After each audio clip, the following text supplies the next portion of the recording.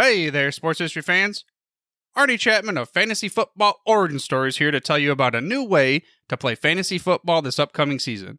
Tailgate Fantasy Sports is the game you've been waiting for. It's a new type of fantasy football that's totally free and easy to play. Just sign up with your email, pick your favorite NFL team, and set a 3-man lineup using only players from that team. Rotate 2 players each week and add power-ups to boost your players' scores. The best part? One random power-up drops every week. Now, it's not going to replace your existing leagues. In fact, it might be the way to get some of your favorite players on your home team. Because we all know how hard it is to get your hometown team's players in your home league, right? That is, if you truly follow some semblance of an ADP. I mean, come on. You think I'm getting Amon-Ra, the sun god, at market value in my home league? Pick number 7? You gotta be kidding me, dude. Get all the rules over at tailgatefantasysports.com. But the real action happens at tailgatefantasy.io. Tailgate Fantasy Sports, where true fans rule the game. Join now and help us put the word fan back into fantasy football. You picked the right episode to meet Del Reid, who took his Buffalo Bills fandom to the extreme. He's a longtime fan and supporter of the Bills through many of the good times and bad. He sparked a movement called Bills Mafia and is founder of 26 Shirts, which helps people in the Buffalo area that are less fortunate through Buffalo Bills-oriented merchandise. We talked to Del in just a moment about his projects. This is the Pigskin Daily History Dispatch, a podcast that covers the anniversaries of American football events throughout history on a day-to-day basis. Your host, Darren Hayes, is podcasting from America's North Shore to bring you the memories of the gridiron, one day at a time. So as we come out of the tunnel of the Sports History Network, let's take the field and go no huddle through the portal of positive gridiron history with pigskindispatch.com. This podcast is part of the Sports History Network, your headquarters for the yesteryear of your favorite sport. You can learn more at sportshistorynetwork.com. Hello, my football friends. This is Darren Hayes of pigskindispatch.com. Welcome once again to the Pig Pen, your portal to positive football history, and welcome to another episode where we get to have a guest on. You don't have to hear me talk the whole time. That's a great thing, and it's a very interesting guest, and one from my neighbor to the east and north in Buffalo, and we talk a little bit about Buffalo Bills and some great projects he has. It is Del Reid of 26shirts.com. Del, welcome to the Pig Pen. Hey, thanks so much for having me on. I've been looking forward to this. Yeah, we've met back in April up at a PFRA mini convention, and you spoke up there and you had some great things to say, very interesting. And I'm excited to have you on to share some of these things with the audience. And, we're pumped about this because it's football season. All right. Yeah, it was great meeting you as well. And I appreciate the invitation to come on. I'm looking forward to digging into everything that's going on. Okay, we're going to get into your company and your products here in a bit. But before we do that, as we commonly do, we want to get to know a little bit more about you and your football fandom. So, Del, why don't you tell us, maybe real briefly, how you got involved with loving the game of football to the point of, having a company that's surrounding itself, towards a football team in the National Football League. Yeah, so I was raised, like many Western New Yorkers, in a Bills-loving home. Fandom for the team was never an option. It was just, that's just, it's just part of who we were. I always make the joke that a lot of Catholic families grow up and sometimes they have like an 8x10 or a picture of the Pope on the wall. I grew up with a plaque with O.J. Simpson on the wall. It came down in 1994 because, obviously, but that's the environment that I was raised in. It was the Bills every Sunday was appointment television. My parents were really big on not only just enjoying it, but enjoying it with people. So, as I was growing up, they would have friends over. Once I got a little older, high school, college, I would have my friends over, and we all would just watch the game together and just we'd all scream and yell and cry and everything that goes along with being a diehard fan. But that was kind of how I, entered my fandom, was birth, I guess is the best way to put it. Okay, so long tenured Bills fan. We know we can imagine that there's been some spots where you've had some heartbreak. We won't even discuss those. This is a happy place. But how about tell us maybe what are some of the high points of being a Bills fan that you really enjoyed? You know, those moments that just made you say these guys are doing really good. Those are a special moment. Well, you're right. There was a long pause between those moments in my life, but being able to, at a relatively young age, my teenage years, watch players like Jim Kelly, Thurman Thomas, Bruce Smith, all this talent, so many Hall of Famers and frankly should be Hall of Famers on one team together. Uh, just it was amazing. It was amazing to watch. It just they made it seem so easy. Normally till about the end of the year, but like they made it seem so easy to win football games. You really take for granted how great they were, and then after this pause that we went through for so many years, the playoff drought and just years of frustration and wondering if they were ever going to be good again. Now the team has Sean McDermott and Brandon Beane and obviously Josh Allen, and just the way that they're able to put talent around Josh Allen every year. Every year it feels like the window is closing for this team. And then you remember that, like, oh yeah, they have Josh Allen, so they're going to be fine. And players around the league want to play with a player like that, and so they get such great deals with a lot of these like well-established veterans. But yeah, so I mean, for me, the peaks in my fandom, were obviously the Super Bowl years, and feel like we're in the middle of one right now. Yeah, I think you're definitely right. It's, the importance of a franchise quarterback definitely helps inspire teammates around and draw some free agents and even some rookies that want to come in and play, and coaches too. They want to be around that winning spirit, and definitely got something going there in Buffalo, especially the last few years, and hopefully it continues on here forward. So, Nate, why don't you tell us a little bit about we described in the beginning, in the intro, that you are with 26shirts.com, a company that you founded. And it's kind of an interesting name. You can go a bunch of different ways if you try to imagine what that means. But why don't you tell us what 26 Shirts means? Yeah, absolutely. So before I get into 26 Shirts, I have to get into Bill's Mafia. As one of the co-founders, having coined that term, it's become synonymous now with, Bills fans, and the team itself has adopted that as the official name of the fan base, which is always surreal and will never get old, and still surprises me every time I see something. But I found myself with a social media audience 2011, 2012, 2013, and those early Bills Mafia days. And, I always have said that, whether you're going to Marvel Comics or the Bible, right? Marvel says, with great power comes great responsibility, Uncle Ben to Peter Parker. And, the Bible says to whom much is given, much is required. I had this social media audience like in my lap, and I wanted to do something productive besides just, making fart jokes and making fun of the Patriots for being cheaters and stuff like that, which they have their place on the Twitter timeline, but I really wanted to do something productive. And, we tried a couple different things in those early Bills Mafia years. We would do like fundraiser tailgates and stuff like that. But in 2013, I had this idea because even during the middle of the drought, like Bills fans never stop repping their team. They never stop loving their team. They're always hungry for merchandise, ways that they can express their fandom and their love for the Buffalo Bills. And so I had this idea to sell limited edition t-shirts. It was going to be a 1-year community service project because I was employed somewhere else. I wasn't looking to start like a company or anything like that. 1-year project where we would release a different shirt every 2 weeks. 52 divided by 2 is 26. That's where the weird name comes from.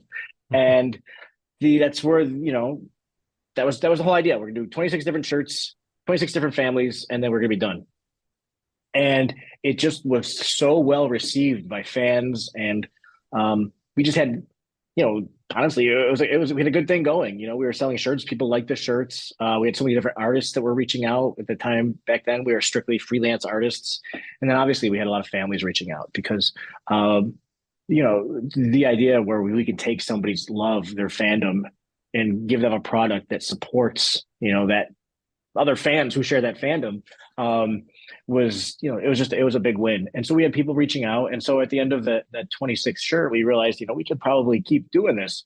So we did a second volume of shirts, and during that volume, I got laid off from my job, and with my wife's blessing, because we're a team, we decided, like, let's see if we can make this shirt thing work full time. And it's had its ups and downs, but we've always managed to, pay our bills and make payroll and keep helping the community through these shirts. And we've just been, enjoying the ride so far. Well, I mean, that's a great story. Now, are you able to share maybe some of the stories of some of the folks that you're helping out, so people understand exactly what you're doing? Yeah, absolutely. So the very first shirt that we helped, somebody had reached out to me because of the Bills Mafia presence and asked that I would share this online raffle that he was doing. And it was an autographed Mario Williams jersey, which at the time was a big deal. Now maybe not as difficult to find or obtain, probably. At least not as expensive. But not only that, was it an autographed jersey of the highest paid athlete in Buffalo sports history, but also he won it from a gold medal Olympian swimmer in Summer Sanders. And so I'm not really a big memorabilia guy, but I can understand, the different layers that stuff like this has. And I look at his Twitter bio and I see, oh, he's a big Bills fan, So I said, okay, dude, before I share this, because we're looking to help people just make money with our social media. Like, you got to have a reason. We're not trying to help you sell your car or do whatever. So I said, all right, so before we share this, can you explain to me why you want to get rid of what seems like a pretty cool item? And then he goes on to tell me about his daughter, Amber, who was 2 years old at the time. And she had a condition called retinoblastoma, which is basically eye cancer. She had one eye removed already, and she was having chemotherapy applied directly to the other eye. They were from Olean, New York, in the southern tier of New York State. And they, at that time now, were living in North Carolina. And she was getting her treatment at Memorial Sloan Kettering in New York City. So, and that's when I learned, like, even the best health insurance in the world isn't going to cover travel costs. It isn't going to cover, lodging for the family. Sometimes, families can get lucky and there's a Ronald McDonald House situation or something like that, but it doesn't cover lodging. It doesn't cover food for the families outside of the patient. It doesn't cover, certainly no cheap date either. No, right. And it certainly doesn't cover, lost wages, because a lot of people have to leave their jobs so they can support their child. And so, I'm hearing, Amber's story, and I was moved to tears just reading it. And I was like, yeah, no problem, man. I'm happy to help you out. I'll share this raffle you have going on. And Amber was really the inspiration for this. So I always bring her up when people ask, about people we helped and everything. And I'm happy to say now, here it is almost 10 years later, and, she still has her one eye, and she's great. She's, cancer free. She's really thriving. So it's just awesome to play a small part in that story. And then there's the other side of things, where another family that we helped early on, Nathan Brundage, was dealing with cancer, and had the opportunity to get to know his family, a little bit, during his battle. And it's not every story has a happy ending when it comes to the families we help. And so, we tried to be there with them through everything. And just, he's a great kid, great family. Families like that, that's why we exist. We love making cool Bills related stuff. We love making just fun merchandise that people can wear. But at the end of the day, our story isn't t-shirts. It's families in need. And I always tell people, even though we're called 26 Shirts, we're not a shirt company. We're a fundraising company. We're just masquerading as a shirt company. So yeah, those are, two great examples of families we've been honored, privileged to help. And yeah, every family that we help, and now we're doing a different shirt every week. So it's a 2-week campaign. They overlap with each other. So now we're trying to get through 52 families a year. But every family that we help, they're not a number, they're not every Monday. It's not just another Monday for us. These families, we have a 4 or 5 month waiting list, and these families are waiting for their turn, and so we have to make sure that every Monday we do the absolute best we can do to provide them with a shirt campaign that's going to have the best potential possible. Obviously, we can't make people buy shirts, but we can do as much as we can on our end to make it a cool product that people want to buy. Wow, man, that is just such great, powerful stories, both of Amber and Nathan's story. And, I think in both cases, no matter what happens ultimately, I bet you just what you and your team is doing there just brings a little bit of relief and a smile to the face of the families and the person that's getting the treatment or whatever, spot they're in. And just to give them a little bit of a relief is probably, worth more than any money you bring into them, so that somebody cares and cares enough to go in their name and do a project of this. So that's a great thing you're doing. So good job. So, well, it's a team effort. Thank you. It's a team effort. I got a great team. I got great fellow fans that believe in what we're doing. So it's certainly not the Del Reid show. well, I look at your website. I was looking at it earlier, looked a couple days ago as well, and you have such a variety of creative shirts, your designs. I mean, the graphics. It's not just just words plastered on a T-shirt.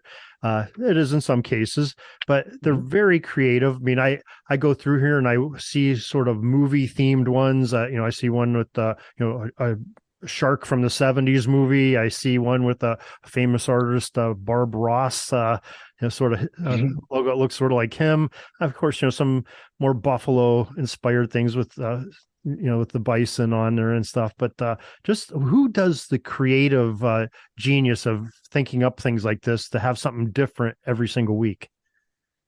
Yeah, it's a team effort. Again, sometimes those shirt ideas are mine. It's rare, becoming more and more rare. I always joke, I'm out of ideas. We've been doing this for 10 years. Like, I'm out of ideas. But we have a really creative team. What's really cool is like everybody from our creative director, all the way to our inventory manager, everybody we have here, at 26 Shirts has a creative mind, and is great at coming up with this stuff. And sometimes one employee will come up with an idea, and then another employee kind of like piggybacks on that, and then like another employee is able to like really drive it home, and come up with something that's perfect. And we have our creative director and we have our graphic design artist, so two great artists on staff that are able to bring these ideas to life. Sometimes it's their idea soup to nuts, and that's great too. And then sometimes we have local freelance artists that come up with ideas, or even just Joe Bills fan will text us or email us or tweet us or whatever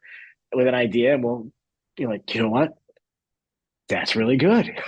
And so we'll go down that path as well too. So really, it is like again, not to overplay it, but it's a team effort, like a team that expands past the walls of our office. It really is a community collaboration. Wow, that's great that you have a community involvement in that. Now, I guess as we start to transition more into the football side of things on this conversation, I mean, we put the good stuff at the beginning. We're going to talk about the football stuff, which a lot of our audience is interested in as well. But you talked earlier about being one of the co-founders of Bills Mafia, sort of coining that phrase. And we see it. The media we know is accepted it. The national media. I live 100 miles away from Buffalo. It's definitely has a presence here in Pennsylvania, and but. How is the Bills organization and the NFL themselves? How do they feel about having that Bills Mafia? Well, the team itself adopted the term in 2020. So after 9 years of us being like our own little fan group name, like they trademarked it, to be honest with you. And okay, but they brought me in. People think that it was like stolen or swiped out from me. Like they brought me in and said, hey, listen, this is the direction we want to go. We think it's great what you guys have been building and working on, and we really want to take it to the next level. And you know what? Like this at that point too, like I was so into 26 Shirts, Bill's Mafia had grown to the point where it belonged to everybody. I was like, all right, how can I help? And we're going to a game tomorrow, and it's surreal. It's so I don't know what the word is to be at a Bills game, like the team that I've loved since birth. Like I said earlier, like has been a part of my life. To be at the game and then hear over the loudspeakers at the stadium, like, all right, stand up, Bills Mafia. It's like it's crazy. It's awesome just to even end up being a footnote, in the team's history. Having your name on the team's Wikipedia page is crazy. So like, that's it's an honor. It's great. It's fun to play. It's fun. And it's an honor to play the role. That along with like my co-founders and everything, that we've been able to play all these years. That's definitely a cool story. I'm glad that they look at it more of like a partnership type relationship. It sounds like where they recognize that you were part of that the first 9 years and they've adopted it. So that's an awesome thing. So real cool. So okay, Yeah. let's get into the Bills now. Just full disclosure to the audience, we are recording this on Friday, the day before the Bills' first preseason game. They play the Colts.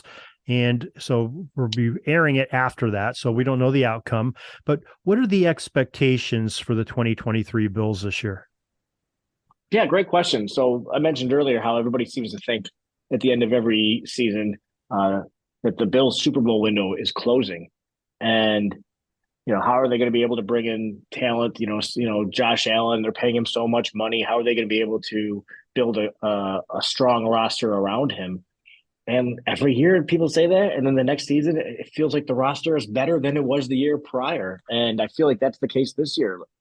They were able to upgrade the offense. They were able to upgrade the defense. Now, the only question for the Bills in 2023 is going to be like, were the improvements that they made on their team enough to keep pace ahead of the Jets and Dolphins? I'm not worried about the Patriots, which is a weird thing to say now in life still. But like, we're not really, Bills fans aren't really worried about the Patriots at this point in history. But the Jets, they acquired what was that? Aaron Rodgers, and the Dolphins, they built up their team even They more. put a lot of people on. Maybe they got Andrew Rodgers too. Who knows? They sure did. Yeah, right.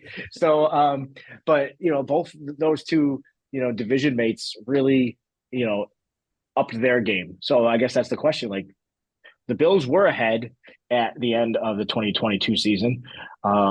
Did their improvements keep them ahead, going into 2023? And we're not going to find out until they play the games.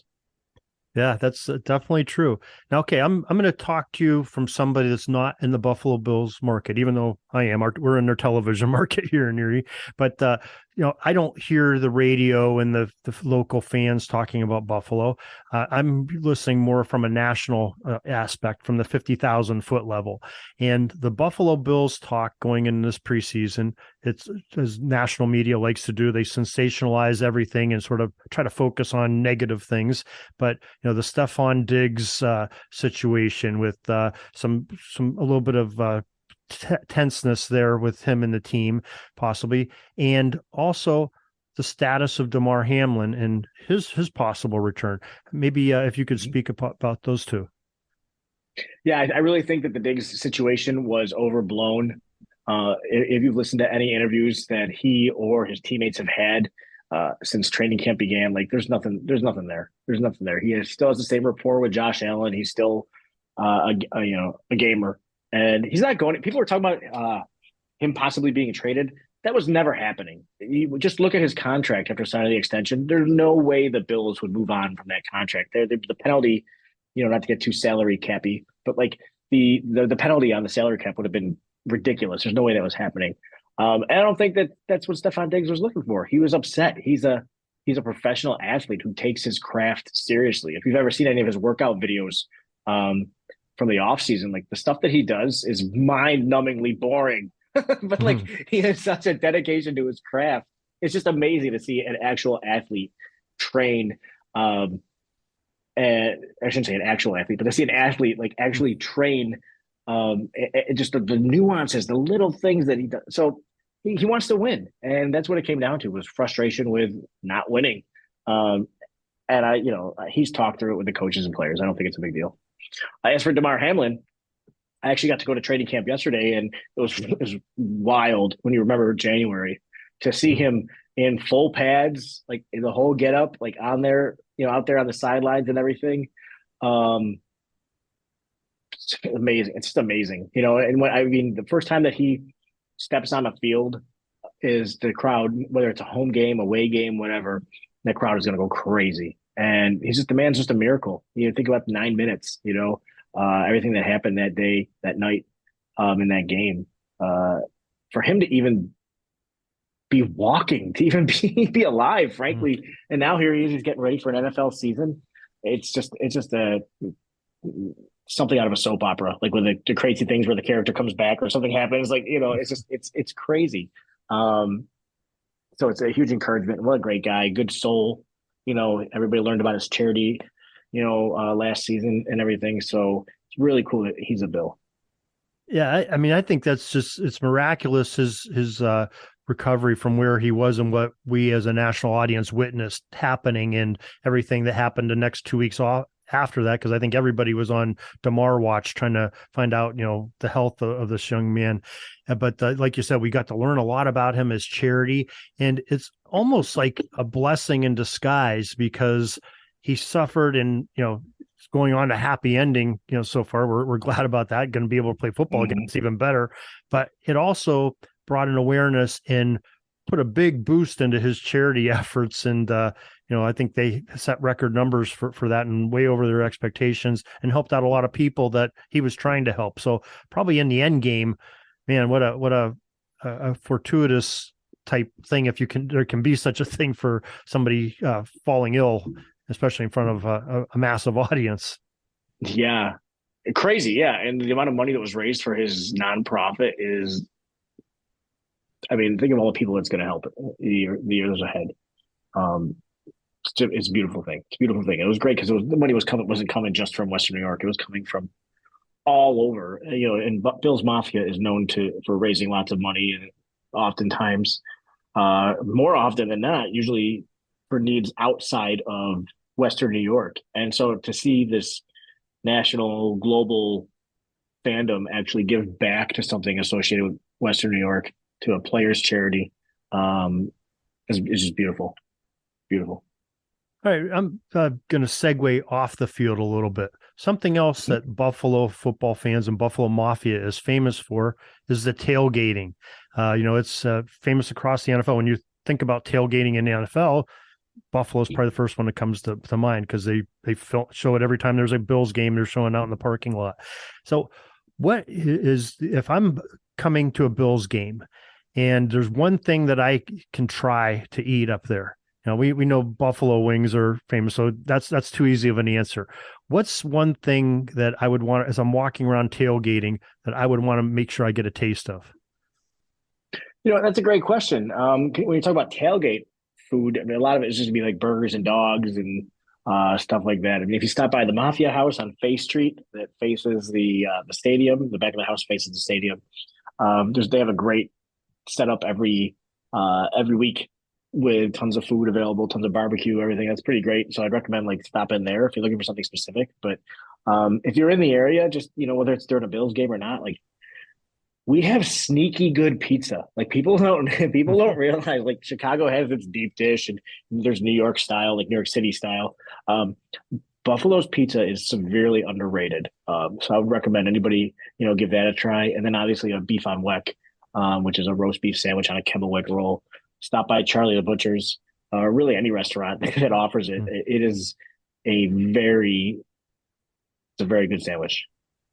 Okay, and I see on the schedule for preseason that Buffalo is at Pittsburgh, who's my team here in Western Pennsylvania, and you're going down to Pittsburgh. So I don't know if you're making the trip or anybody that's listening is going down for the trip, but there's also some Pittsburghese type foods that sort of like beef on wick, where people say, what the heck is that?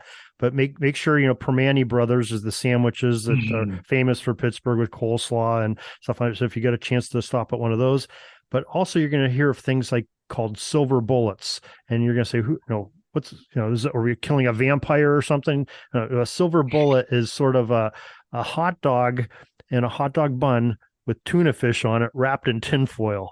And it sounds kind of nasty and disgusting, but I guess maybe when you're having some beverages before the game and you're feeling a little bit good about yourself, a little bit hungry, they don't really taste that bad. It's actually pretty good. So if you get a chance to try, you have to try it. Life. So if somebody offers, yeah. So Del, before we let you go, why don't you go ahead? Let's put out your social media out there. Let's get the website and where people can purchase the shirts at for price 6 shirts. Yeah, awesome. Thanks. So it's at Del Reid, DELREID on Twitter. And then on Facebook and Instagram, it's at Del Reid 26. And our website is 26shirts.com. We're, at 26 shirts across all the platforms, but check us out. We have tons of, new designs that are coming out all the time. And we have a lot of stuff that we have available all the time. Everything you're going to buy from 26shirts.com gives back in some way, shape, or form. So whether it's a local family that we're helping or a local nonprofit through some of the stuff that we offer year round, you can be confident that every purchase you make is going to make a difference for someone, out there in the fandom. Well, Del, we appreciate you coming on here. We appreciate you putting a positive spin on football by helping others through a football funding, basically you're using football fans to help fund and help people out. That's an awesome thing. Yeah, great message, great story, and creating things like Bill's Mafia. That's pretty cool too, and some great shirts. So folks, check out 26shirts.com. And Del, thank you for visiting the Pigpen today. Thanks so much for having me. Go Bills. Peeking up at the clock, the time's running down. We're going to go into victory formation, take a knee, and let this baby run out. Thanks for joining us. We'll see you back tomorrow for the next podcast. We invite you to check out our website, pigskinddispatch.com, not only to see the daily football history, but to experience positive football with our many articles on the good people of the game, as well as our own football comic strip, Cleat Marks Comics. Pigskinddispatch.com is also on social media outlets, Facebook, Twitter, Instagram, and don't forget the Pigskin Dispatch YouTube channel to get all of your positive football news and history. A special thanks to the talents of Mike and Gene Monroe, as well as Jason Neff for letting us use their music during our podcast. This podcast is part of the Sports History Network, your headquarters for the yesteryear of your favorite sport. You can learn more at sportshistorynetwork.com. Hey there, sports history fan. This is Arnie Chapman, a.k.a. the Football History Dude, and I wanted to thank you for stopping by to listen to another episode here on the Sports History Network. Our podcasters are passionate about uncovering and sharing sports stories from yesteryear. And if you didn't know it already, we have over 30 shows across the network covering all sorts of sports history topics. In fact, here's a glimpse into one of our awesome podcasts here on the network. Each week, the official Football Learning Academy podcast will take you deep into the history of pro football through interviews with players, coaches, or administrators in the NFL, as well as interviews with Pro Football Hall of Fame selectors, authors, and historians. You'll learn how the game evolved and important moments that shaped the sport into what it is today. And don't miss the Pro Football History Nugget of the Week. Listen to the official Football Learning Academy podcast on the Sports History Network. How about that? I bet you're super hyped to go listen to that new podcast, right?